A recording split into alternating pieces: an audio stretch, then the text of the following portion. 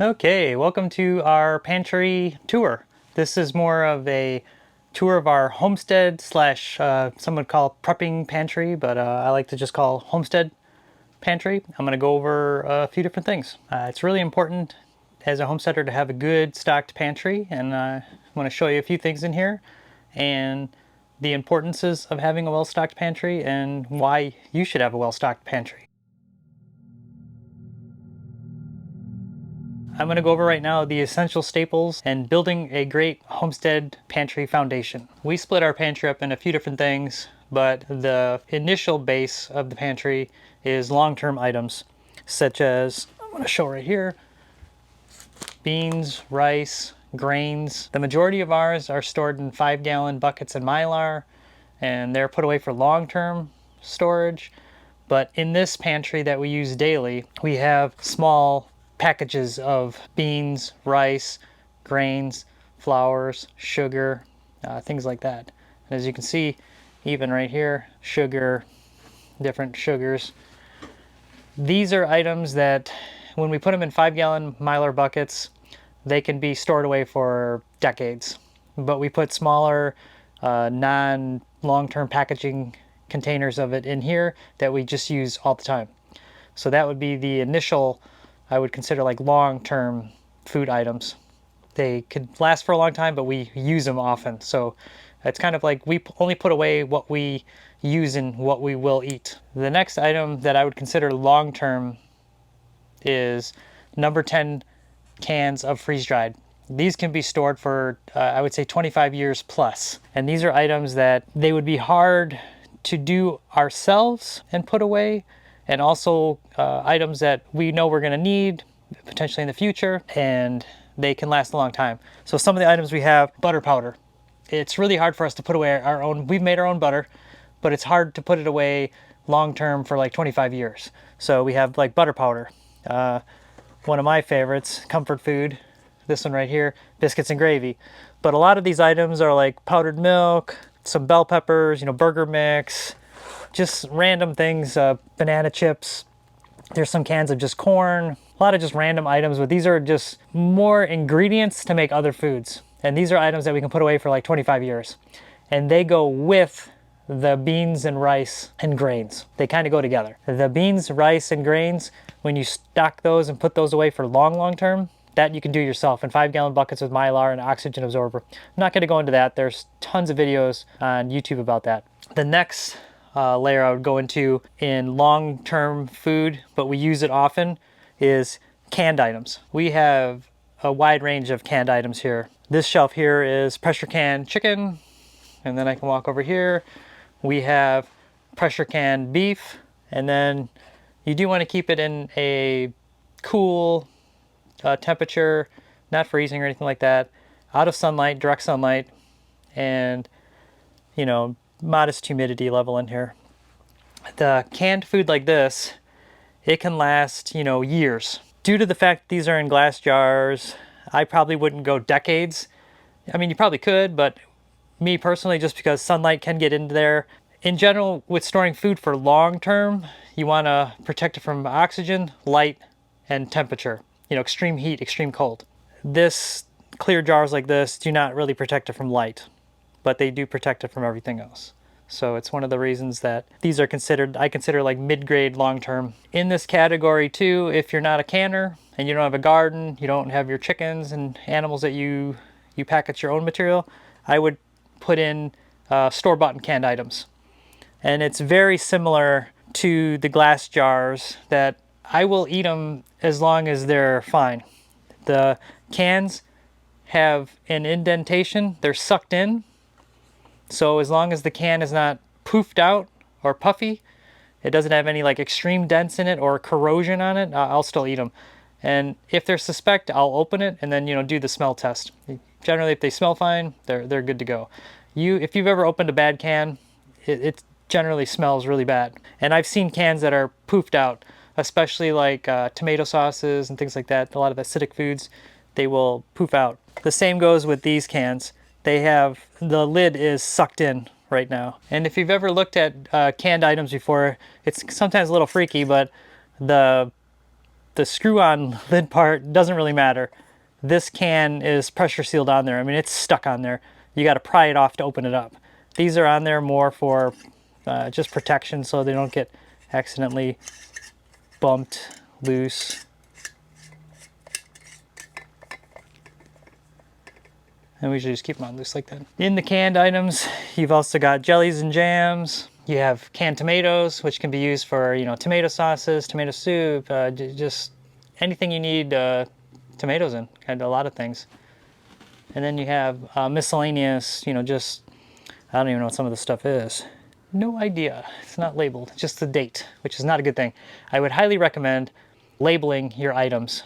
We've started doing that on a lot of our newer stuff because as years go by, you kind of forget what some of the stuff is. And, you know, my wife might have canned this and then she tells me to go in there and get whatever and I don't know what it is. It's a good idea to label it. A lot of the jellies, especially because the grape, blackberry, blueberry, they end up all looking the same. The next item that we have that kind of goes into that longer term pantry item is small packaged freeze-dried items. So we have our own freeze dryer, so we have Mylar pouches like this. These totes are completely full of Mylar pouches, and these are labeled, like this one actually says goat milk, July 2022. So powdered goat milk. We have the ones we did ourselves, we have Mountain House, we have Peak Refuel. These are more for when we're gonna do like a camping trip, hiking trip. We'll use the meals, like the Mountain House, things like that. And then the goat milk we just use constantly, but the ones in Mylar are longer term. And then I will show you this right now. For immediate use, we do a lot of goat milk in the regular glass jars. So what we do with these, we have a food saver and we suction out all the air, and all we have to do is actually, whatever the height of the jar, we put that equal amount of water, shake it up in the jar, and then we use that milk for that week. One of these jars lasts us about a week, maybe a half a week. So then we have our long term, we have our really long term, and then kind of in that intermediate canned stuff, we start getting, it's long term, but we use it all the time. So we use it all week. And then the next item on that list I will show you now is frozen items in our pantry.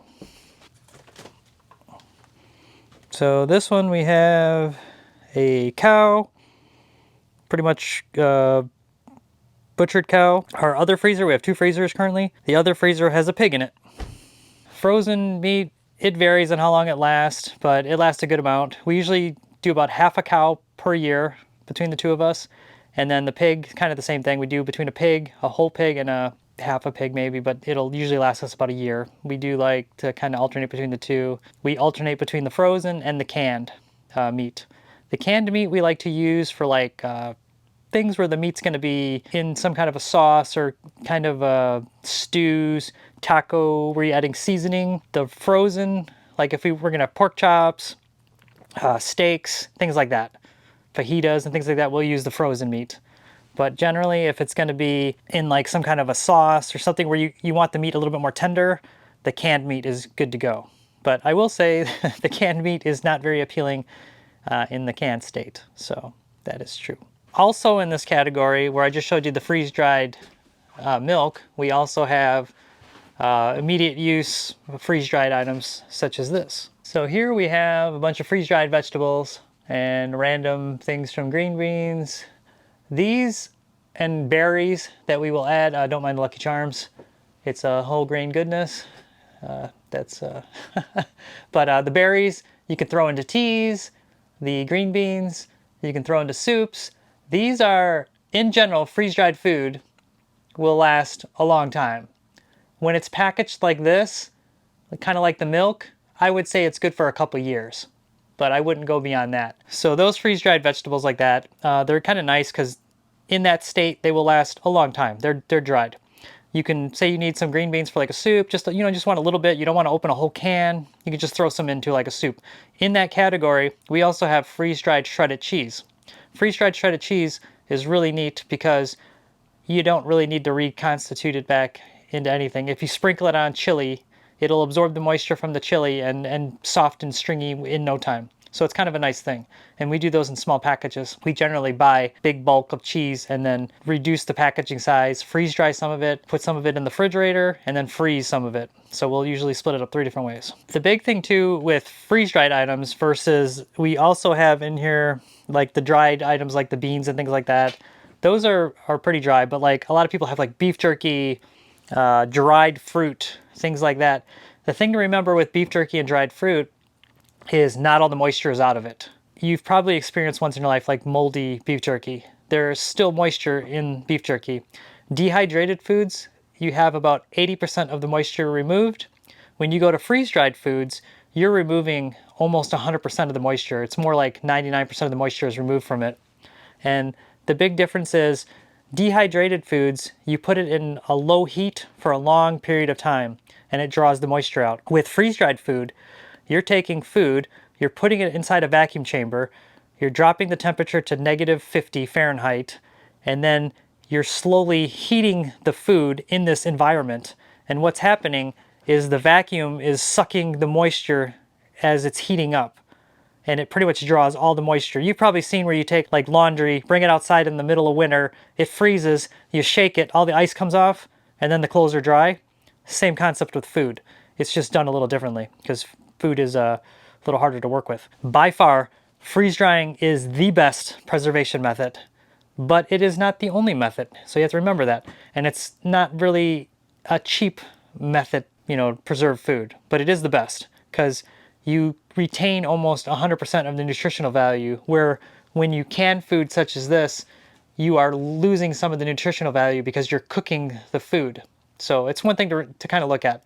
And our idea is we like all of it and we use all the preservation methods. So, and there's probably some that we don't use that we probably should be using. We kind of do a little bit of everything.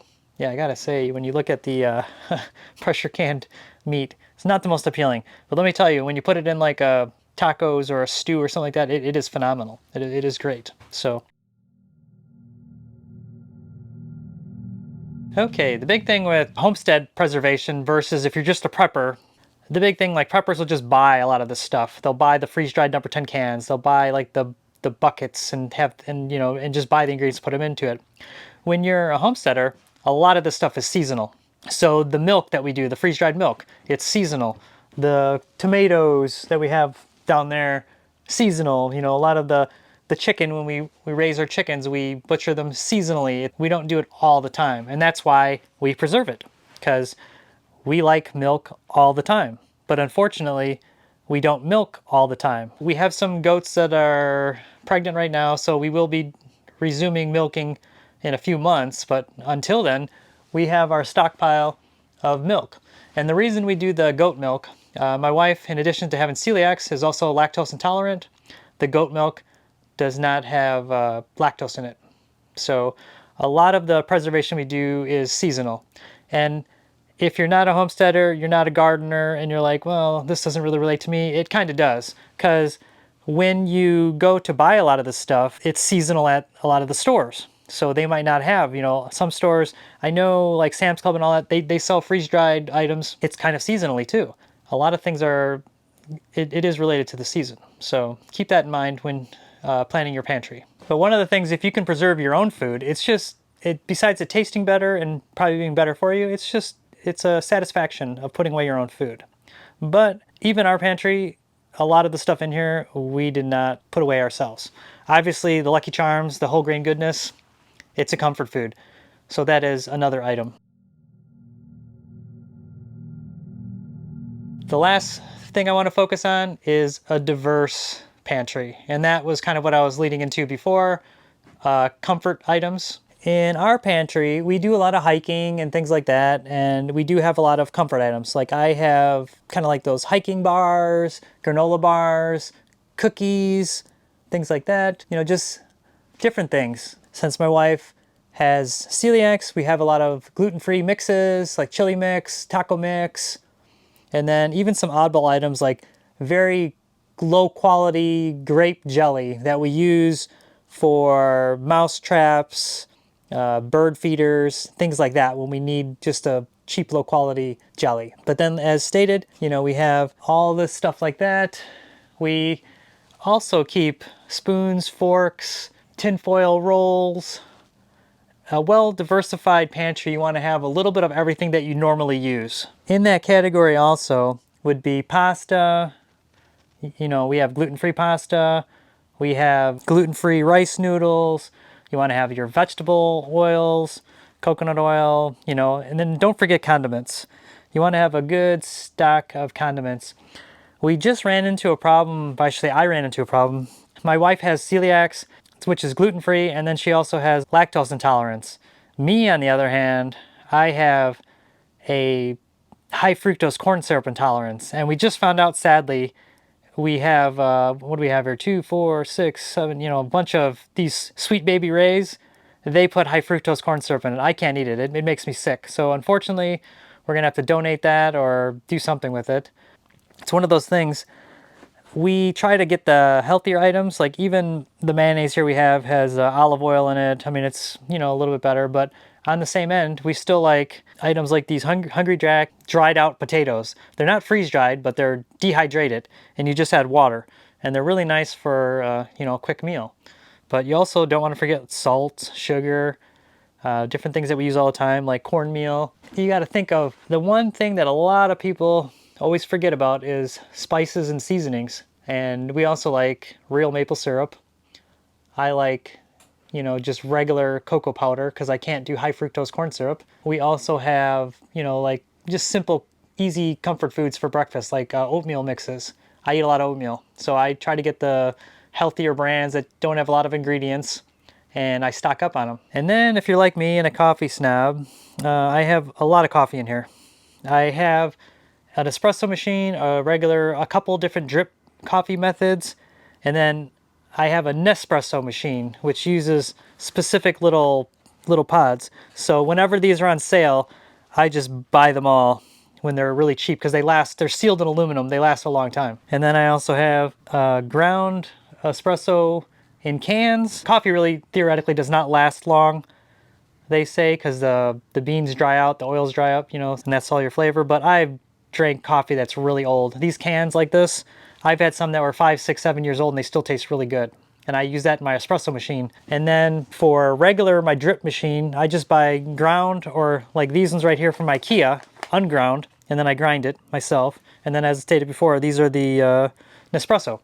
And then my wife does like the chai teas, the Thai teas, and we have one other thing of coffee. I have the buckets of freeze-dried coffee. So there's little packets in there, 720 packets per bucket. I got a few of these buckets. That's long-term freeze-dried, last 25 years or more coffee, because I drink a lot of coffee. Not gonna go a whole lot into this. Your pantry, if you have the space for it, why not have items that you use all the time, such as mouthwash, toothpaste, eye care products, lotions, wipes, different things. You might as well stock up on them. One of the items that I did not mention is soft drinks and drinks for your pantry. I do like soda. That's my simple pleasure too. I only get sodas that have real cane sugar, and I don't drink a lot of them. And then I do get some sparkling waters and some canned coffees and some sports drinks that have real sugar in them. I'll supplement between water and these items. It's one of those things that I can't really say I'm a health nut and then I drink soda, but I like it, so I try to find the healthiest alternative, and I'm drinking less and less all the time. It's still one of those items that not a bad idea to keep in the pantry. And some of these items, such as like these canned coffees that I sometimes find at the Bend and Dent, they have coffee, some kind of oat milk or creamer in them, and nothing else, and they last a long time. Okay, your pantry in action. I mean, what can you say? This stuff, we use it all the time. It's not like a lot of preppers put their number 10 cans locked away in their bunker and they just never touch it. Maybe they just keep adding to it. We rotate through this stuff all the time. We use what we buy, we use what we put away, and it's kind of a mix of both. I'm going to show you on here, how you can just take your ingredients, make a nice simple meal. One of our favorite things is, quick, easy tacos. You take a nice can of the pressure canned chicken from the chickens we butchered.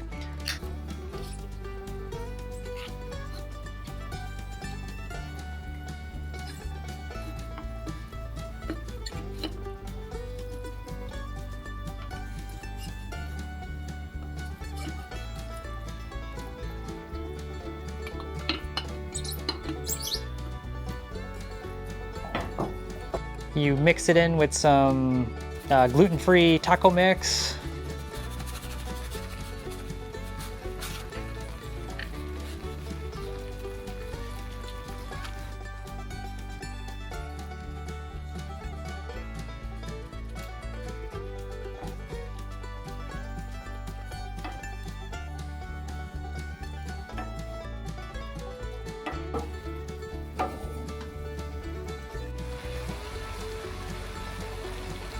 And then put it all together.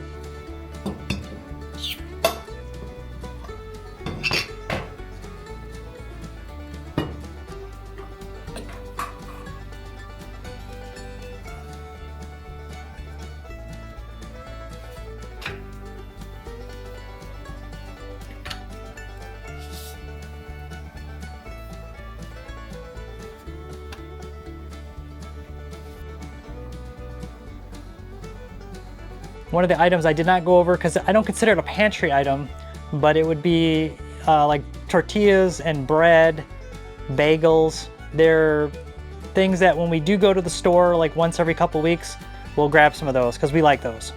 But it's not one of those things that I'll put away long term, because they generally, the good ones, do not last long.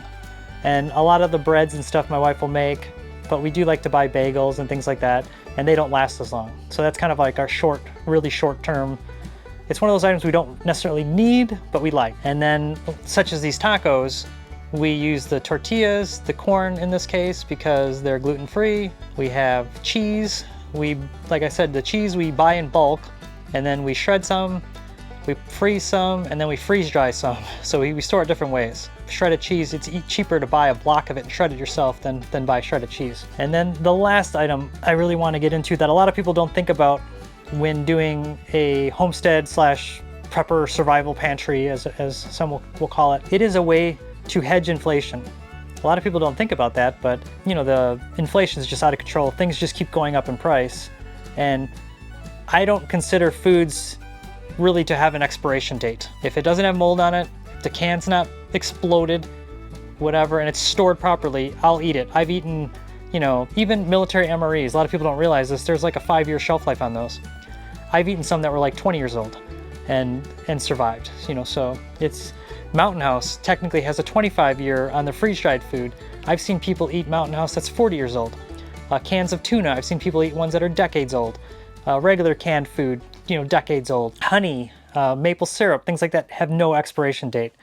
You go shopping and there's, farmer's market or something, even a store has like a real product that's really good and it's not gonna go bad, and you stock up on it and you get enough for the year. By the end of the year, when you're still using that product, a lot of times it has gone up a lot in price. So a lot of these items like beans, rice, grains like that, if you stock up on them, and in general when you buy in bulk, it's cheaper anyways, by the time you get around to using some of this stuff, it has gone up a lot in price. And how can this help you? If you're new to this channel, a few months ago, we wanted to move, get out of the rat race, as you could say it. We crunched numbers, did everything, and my wife was able to keep her job. She has a remote job. I was not able to keep my job, and I had to retire early. And that was a huge financial loss for us, because my income just went to zero pretty much. And how does that relate to the pantry? Since we've been here about 3 months, we've only had to buy like some comfort foods, like cereal, like Lucky Charms, just things that we really did not need, but just kind of a comfort food. And everything else, milk, vegetables, meat, protein. We did buy a pig from our realtor, because we were running out of pork, and we budgeted for anyways, and we bought a pig. Look at it as, you're hedging inflation, and also in case of emergencies, you want to have food. You know, the zombie apocalypse, World War III, it could happen. More than likely, it won't happen. A loss of job, a loss of income, a decrease in income, a financial hardship, a financial crap hits the fan, that is really likely. And the last thing you want is for your family not to have food. And the easiest way to prepare against that is slowly start putting together a pantry. And if you look at this pantry, we didn't do this all in one day. We literally had to plant the garden, do the, a lot of work. And then even the things that we bought, like when we would see something on sale, instead of buying one, if we could afford it, we would buy two. And then the next time we would do the same thing. And the next thing you know, my cans of coffee, I have a good supply of it. Even these cans of coffee, just as an example, what I paid for them, they've tripled in price now. And it's crazy.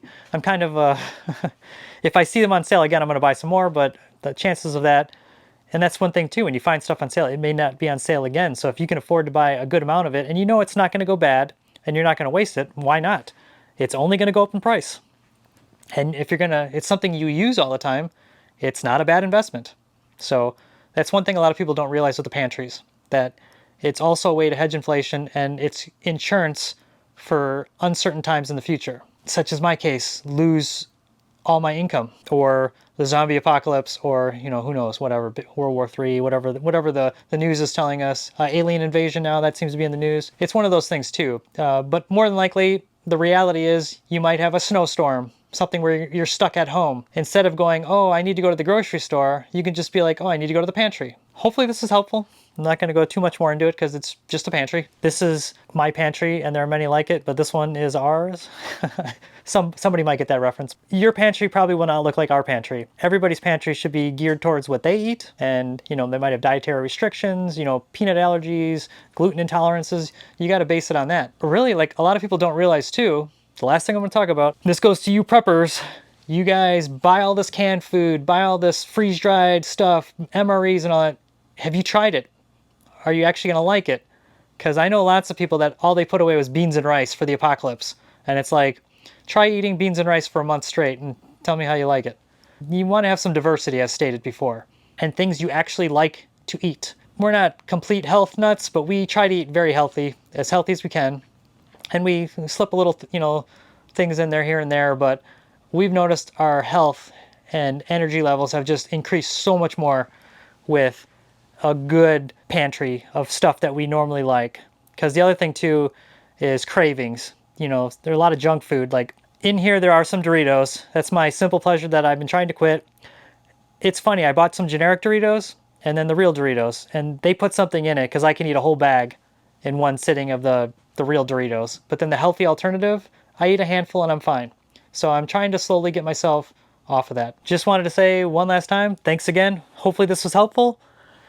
And if you've enjoyed this, please like, subscribe, and please, more important than that, the comments. I love the comments. I want to thank my core group of people that I have, a few people that constantly comment, and it's pretty much the highlight of my day, which is exciting. I love interacting and just learning new things. Like, I'm constantly learning new things from the comments, and hopefully I get a lot of good comments on this one, because this pantry is a work in progress. We're already designing the new one. This is getting moved. This is just our temporary. We moved here. Our first items we moved were the pantry, and it was very beneficial. Like it helped out so much. So thanks again, and until next time. Like and subscribe.